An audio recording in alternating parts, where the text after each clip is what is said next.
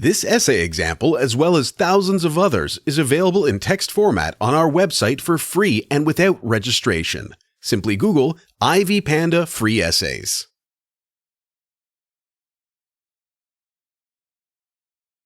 Introduction.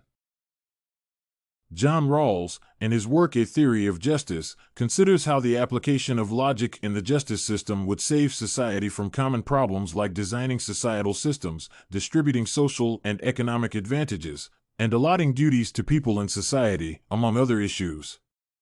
Rawls shares Immanuel Kant's thoughts, arguing that people should do unto others as they expect them to be done, the principle of nature. Rawls uses what he calls the difference principle and the principle of equal liberty to explain his theory. Moreover, he expounds this principle by introducing what he calls the original position and the veil of ignorance. If only people made justice decisions that would be ideal to them were they to be judged by the same decisions, then justice would be even for everyone. Rawls' theories of justice. Rawls starts by introducing the original position. At the original position, the involved people would pass judgment covered by a veil of ignorance. According to Rawls, when people are in the original position, no one knows his place in society, his class position or social status, nor does anyone know his fortune in the distribution of natural assets and abilities, his intelligence, strength, and the like. I shall even assume that the parties do not know their conceptions of the good or their special psychological propensities. The principles of justice are chosen behind a veil of ignorance. Therefore, in this position, the society would be void of things like talents, status, or any other form of societal social distinction. The aim of this original position is to do away with prejudices or any other form of personal issues that pervert justice. It introduces neutrality, allowing people to pass judgment as if they were passing it to themselves.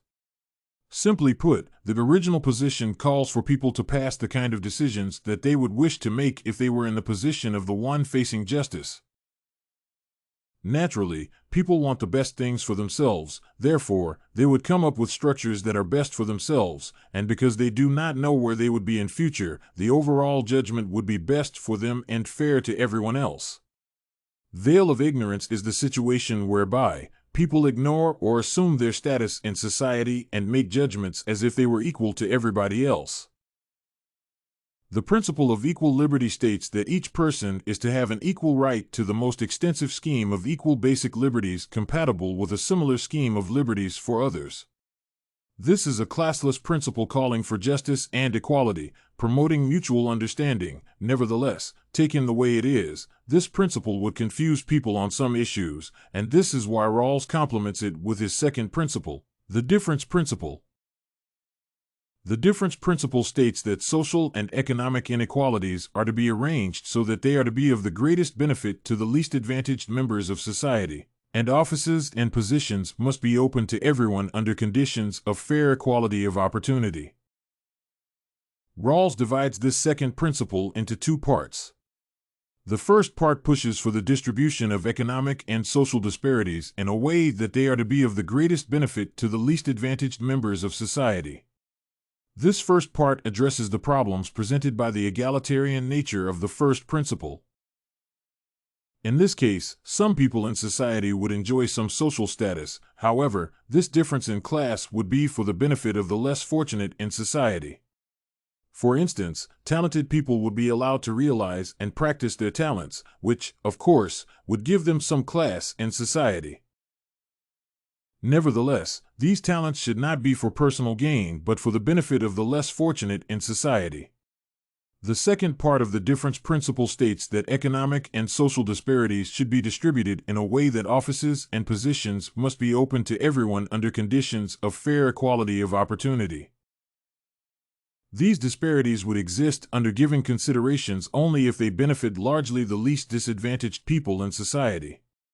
For instance, paying a manager millions of dollars a year would be allowed if these millions were to benefit the least disadvantaged in society.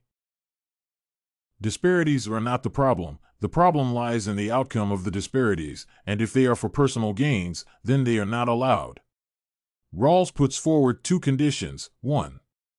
These disparities will be allowed if their outcome has direct or indirect positive effects in empowering the least advantaged in society. 2. As long as the procedure of accessing high posts in society is free and fair, void of irrelevant criteria and discrimination, then it is all right. Rawls' theory is persuasive. Since time immemorial, justice has been littered with personal issues and prejudices, making it unfair. For instance, those administering justice may do it harshly because, after all, they are not subject to it. Considering Rawls' principles, they advocate for equity, and this is laudable. The majority of people in society today are least disadvantaged, with few individuals enjoying most of the economic and social advantages. If only people would do unto others the way they would expect to be done, then the world would be a better place to live in. Unfortunately, the real situation is far from this, with delayed or twisted justice taking precedence over fair or Rawls justice. Considering the first principle, people would be equal, and passing justice from the original position would allow fair justice for all. The first bit of the second principle concerns itself with improving the livelihood of the least disadvantaged in society, and this is praiseworthy. The least disadvantaged people in society have suffered all forms of injustice, and this principle would act in the best interest of this group of poor individuals. The second bit of the second principle calls for equal opportunities in accessing offices and other life opportunities.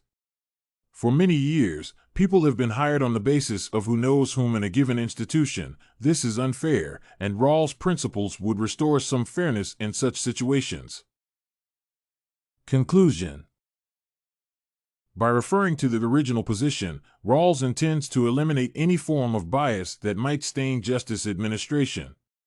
This original position would allow equitability in justice administration, and since justice administrators make decisions from behind a veil of ignorance, which covers personal issues or status, then justice made would be fair to everyone.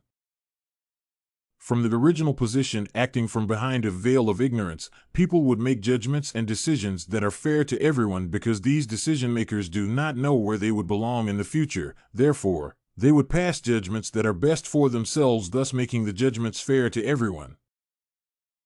Rawls's principles are persuasive, for they would restore equitability in justice administration, promote the least advantaged, and allow equal chances to access life opportunities like holding offices. The majority of people in society are disadvantaged, and logically, they form the greatest number of justice consumers. Therefore, improving their livelihood would be tantamount to boosting happiness in the whole society. This essay on John Rawls' theory of justice was written and submitted by a student just like you. The IvyPanda Samples database hosts thousands of works similar to this one on various subjects. Visit ivypanda.com to find what you are looking for, free of charge.